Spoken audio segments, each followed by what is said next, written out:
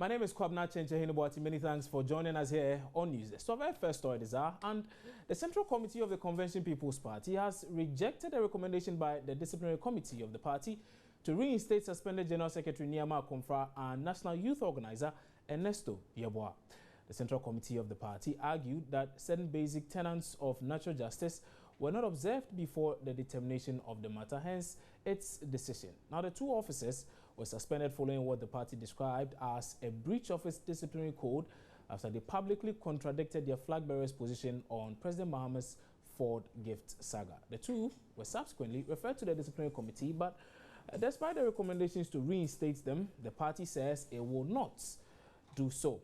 Niyama Akomfra is the suspended General Secretary of the CPP. He's joining me now in studio with some thoughts on this new development. Mr. Akomfra, good morning. Many thanks for joining us. Good morning. It's a pleasure to be here. Right. So your party, particularly the Central Committee, is saying that, well, they still do not think you are fit to resume your capacity as General Secretary of the CPP. You know, let's go back to basics on this issue. I didn't consider that the Central Committee had a remit to have suspended an elected officer. Due process was not followed, but I humbly submitted myself to the process in the interest of party unity, etc. I didn't want to be on the airwaves arguing the issue. I knew that we'll get to the Disciplinary Committee and all the issues at stake, the legality of the suspension, and whether due process have been followed, and indeed the charges. None of that has happened. We've gone to the Disciplinary Committee. Charges were not levied. In the interest of moving forward, the Disciplinary Committee had done its report. It points out the flaws in its report, but where we are, there are perhaps those who don't want unity in this party. They want us to be publicly arguing this. So let us publicly argue this. Our Central Committee does not have a remit to suspend a national elected officer of the party.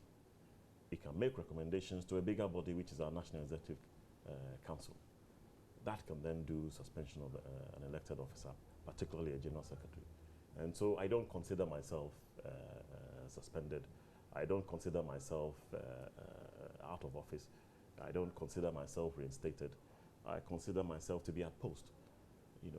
The process that I submitted myself to was to seek to, behind closed doors, amicably resolve this, point out the illegality of the process, the fact that due process has not been followed, etc., so that we can get back on track. But if some are not going to allow that to happen, then we're going to get back on track about the legality of the whole process.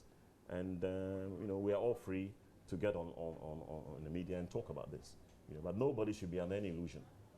I'm the elected General Secretary of this party, and no bogus process is going to seek to remove me. You see the process as bogus? Certainly it's bogus, and these are the things that we've been seeking to avoid for the sake of party unity. We thought we can go to Disciplinary Committee and the issues at stake could be resolved amicably and we can move on. But some will not allow this process to be amicably solved, and if they want a public spat, then we will have a public spat. One of the issues that have come up has to do with the work of the Disciplinary Committee and whether or not it's binding on the Central Committee and indeed on the party as a whole. Now, this is the conviction of many that if myself, I own a company and then I delegate authority to somebody or some worker in the company to furnish me with some information, there's no way that information the person furnishes to me is binding on me. Well, it's not, that's the difference between political parties or indeed organizations. It's not somebody's personal property. It's governed by law, and that law, it's constitution. It's a judicial body, and it's assigned a specific process. When it deliberates on that process, yes, it can submit it to the Central Committee of the party, but it's not something that can just be rubbished or rejected. It's almost like going to court, and the court deliberates on a matter. It comes out with a verdict, and then the plaintiffs or the prosecutor decides that no, well, it's been decided. It's a judicial, quasi-judicial body within the party, within the constitution. It has come up with this, you can receive it and you can then report on it. You can deliberate on it, but it's not something that you can reject. If you go to court and the court makes its decision, yes, it can be put on record by the prosecutor or whoever that this is the outcome. But they cannot reject it. They can't say that, yes, we are rejecting it because we don't like it. Okay. In a bit, we'll be delving into those very issues, those reports that were issued by the party's disciplinary committee. I'm speaking of the CPP's disciplinary committee. I have a copy that I've been going through over the past few hours or so. But let's first take a listen to a member of the disciplinary committee, Dede Amano Wilkes, who this morning spoke to my colleague Roland Walker on the AM show on issues relating to that very action by the Central Committee and indeed by the disciplinary committee itself. Let's take a listen. The committee says as a body, in the absence of any such proof of misconduct and breach of party discipline, it's unable to sanction the respondent. What exactly did you mean when we know that the communication that came out prior to their suspension, they said they had really misconducted themselves, and that's a leadership position? Roland, I would prefer that you get the comment on the actual content of the report from the chairman of the party or one of the spokespeople, because the disciplinary committee is not a spokesperson. We have submitted our report to the chairman, and it is for him now to take it forward. Is it binding? The disciplinary committee is a subcommittee of the Central Committee. It is the organ in the party that has the responsibility to hear cases. The disciplinary committee, according to the Constitution, can initiate preliminary investigations and recommend that the Central Committee authorize it to go further and hold substantive investigations. But as of now, according to the Constitution, any matter can be referred to the disciplinary committee by Central Committee. Very interesting. So, since you're an organ of the party, so to speak, or even a sub-organ, it makes your body very legal. And so whatever actions and activities you undertake also very legal. That's why I'm asking, aren't your recommendations binding based on why you were constituted to investigate a certain matter or issue? Well, my understanding is that the disciplinary committee is the organ of the party that is whose responsibility it is to hear such cases. And the Central Committee may ask the disciplinary committee to hear any such case. Now, what do you understand by the current action by the leadership or the Central Committee of the party? Well, we have not yet had any official communication, as I just said. So I think we'll wait till we hear from the chairman of the party, and then we'll act accordingly. You haven't formally heard, but we as media, we have proper communication that is indicating that your recommendations will not be followed through. Aren't you worried? I'm not worried because nothing has been communicated to us. Or we're hearing something through the media, but until such time as it's communicated to us, there's no need for us really to worry about it. So that was Dede Amano Wilkes. She's a member of the CPP's disciplinary committee, and she was speaking there to my colleague Roland Walker earlier today on the AM show. And I'm sure you did hear most of the things she said. Yeah, I think that this is exactly the process, the problem. The disciplinary committee, as I see it, is a body charged with deliberating on disciplinary issues and indeed issues of misconduct, etc., and then ruling on it. You know, if it rules, it's not a matter for anybody to reject it. There are processes that it can follow in terms of submission, but it's not then its ruling can't be then rejected or overturned. Or how many times will somebody seek to go back to the disciplinary committee until they get an outcome they like? You know, it must be against the rules of natural justice. There must be even a case of double jeopardy. You know, to hear a case and to keep being referred back to you time and time again. I mean, there's a process. 10 days, you should have made whatever charges you wanted to make. You failed to do that, you know. And we, in taking my lawyer to the disciplinary committee, have pointed out to the committee the flaws of the initial action. And if you compound that without giving us copies of the charges, even till today, as I sit here today, have I received charges from this party telling me what my misconduct is? I haven't. So on what basis are we going to continue on the same basis? Some, it will seem, are just hell-bent on causing confusion in our party, dragging this matter as long as possible. So you think... I don't think that we will allow that. As General Secretary, I don't think that I should allow this illegality to continue in our party. Which person or group of persons are trying to cause confusion in the party? Well, I don't have any names, but given the outcome that I've heard about, I would say that, yes, some groups of persons, you know, I can't put names to it, but certainly, you know. Is your Director of Communications part, Abdul Rauf Kadri? If he's communicating this illegality, then, you know, I'm not saying he's responsible, but somebody's communicating what he should say. So he's the mouthpiece, he's the one perpetrating this illegality? It's an illegality. And the General it's a clear case of illegality. The party I'm chairman as General well. Secretary. There's a process for dealing or seeking to remove an elected officer. It is a different process to removing any other person or any other person facing disciplinary committee in our party. So we need to be very, very clear about that. My lawyer has pointed that out at the disciplinary committee. That has not been challenged, and therefore we believe that we are legally right. Are you seeking legal action? I mean, should the party maintain its position that... well, I'm not seeking legal action at this stage. I believe I'm the elected General Secretary of this party.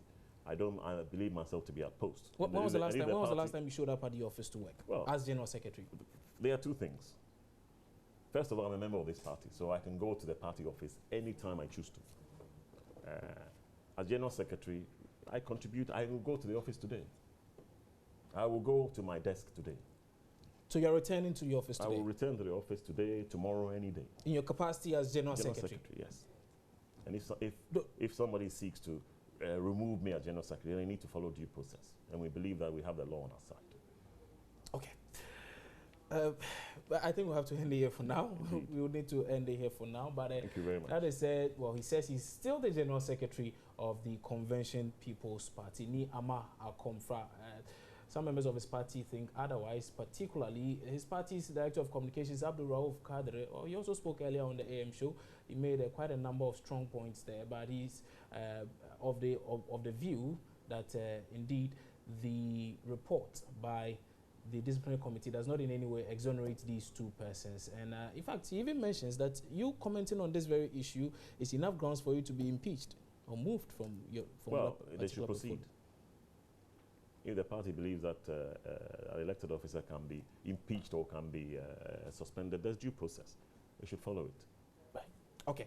So we'll let that issue hang on for now. I know this is not the very last you are hearing of it. We'll be keeping our eyes on this very issue. We're bringing you some more in subsequent editions of the show and other bulletins here as well. But away from that now, and there's growing pressure on President Mahama to invoke powers available to him in Article 72 of the Constitution to grant pardon to 3 persons currently serving a 4-month jail term in prison for threatening the lives of judges in the country.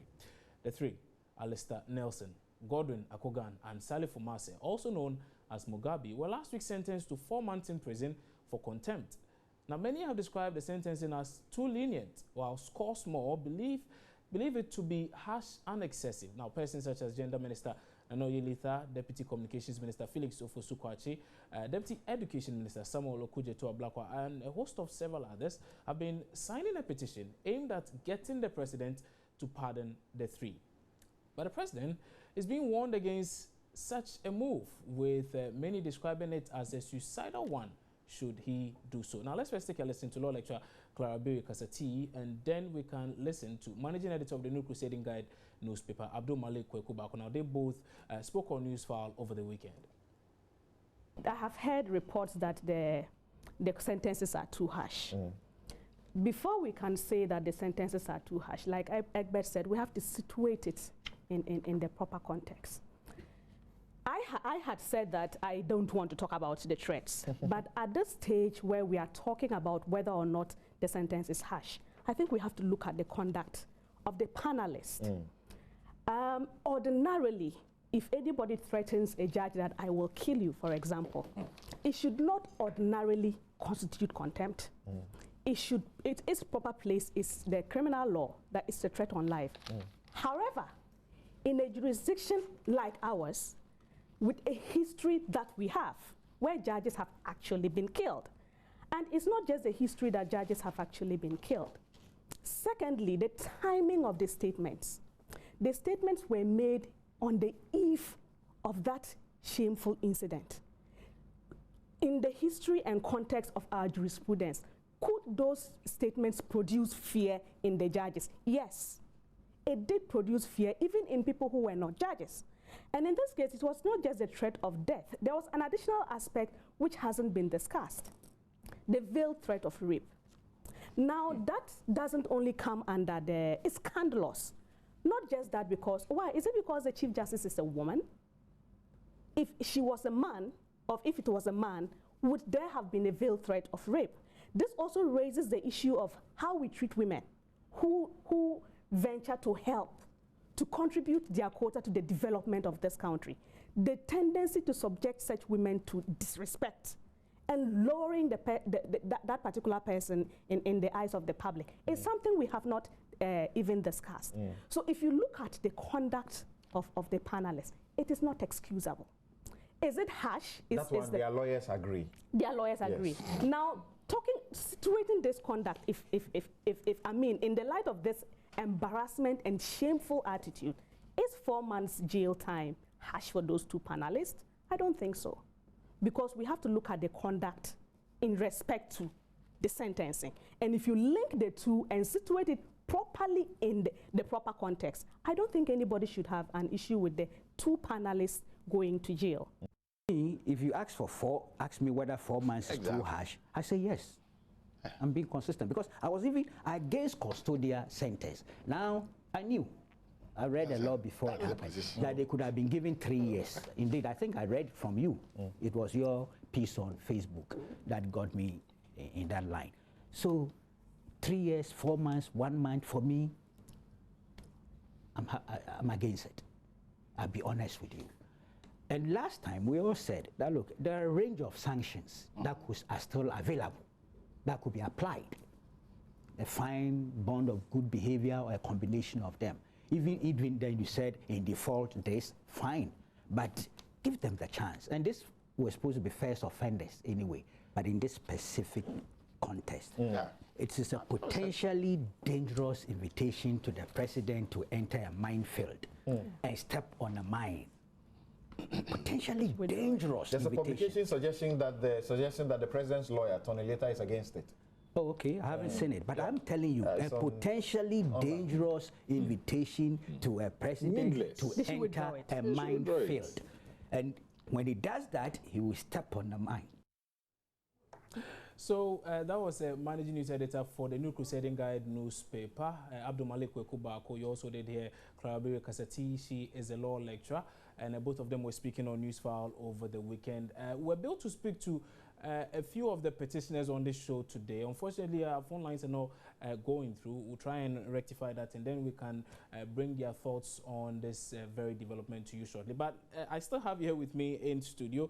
I think I can now go ahead and call him the CPP's General Secretary, Niama Konfra, who's still here with me in studio. He's going to give us his take on this very issue, and then we can wrap up with him. Mr. Konfra. Yes, I don't think that this issue is a matter of whether people think it's harsh. It's not harsh.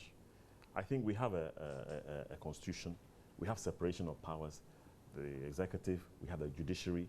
They have ruled on it. It is not in my capacity to decide whether it's harsh, it's not harsh. All of that is subjective.